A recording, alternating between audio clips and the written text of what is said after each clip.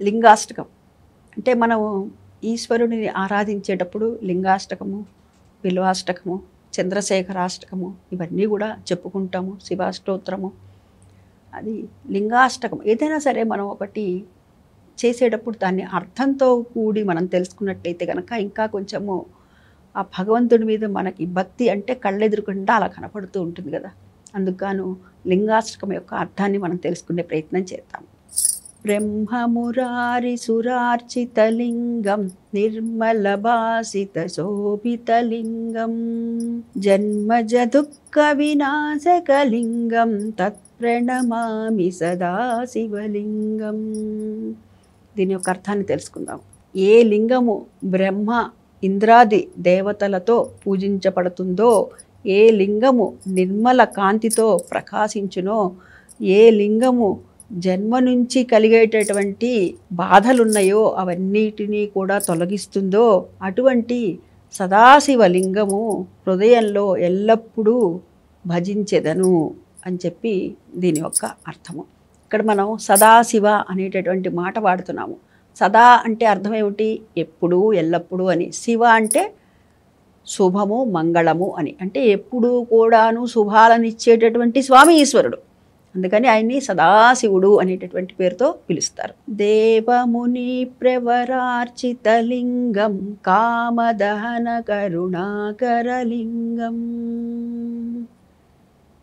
రావణదర్ప వినాశకలింగం తత్ప్రణమామి సదాశివలింగం. దీని యొక్క అర్థాన్ని తెలుసుకుందాం.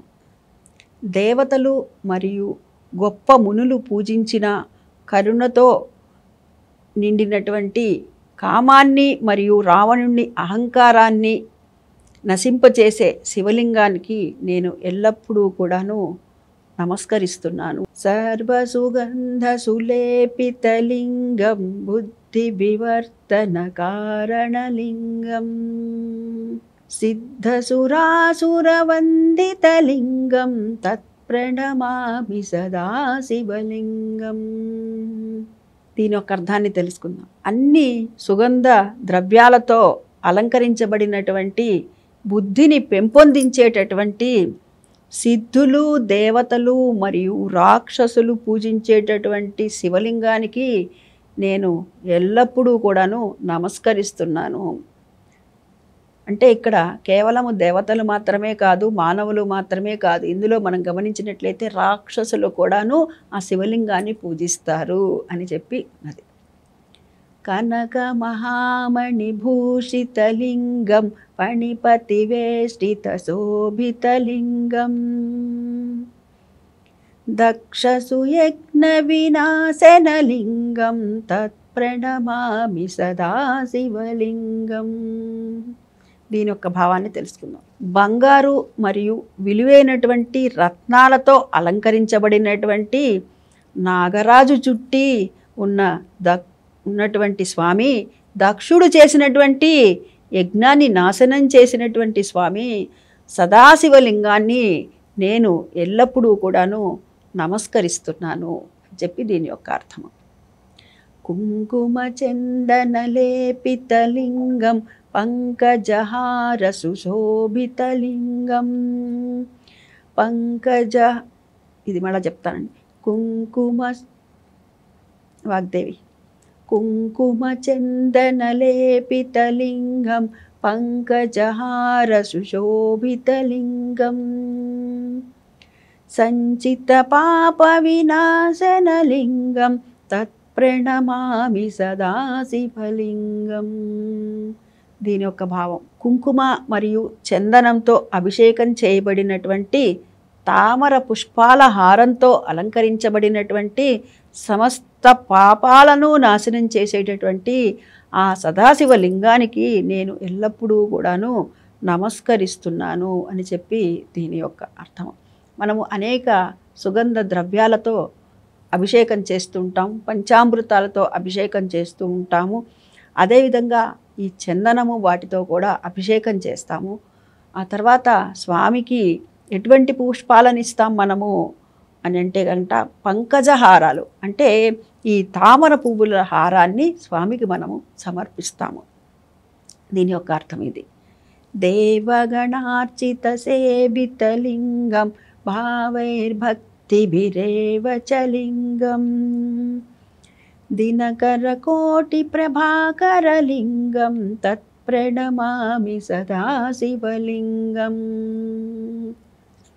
దీని యొక్క భావం, దేవతల ద్వారా పూజించబడిన మరియు సేవించబడినటువంటి భావాలతో భక్తితో మాత్రమే నిర్మితమైన సూర్యుడు మరియు చంద్రుడి ప్రభావము కలిగినటువంటి ఆ సదాశివలింగాన్ని నేను ఎల్లప్పుడూ కూడాను నమస్కరిస్తున్నాను అని చెప్పి దీని యొక్క భావం.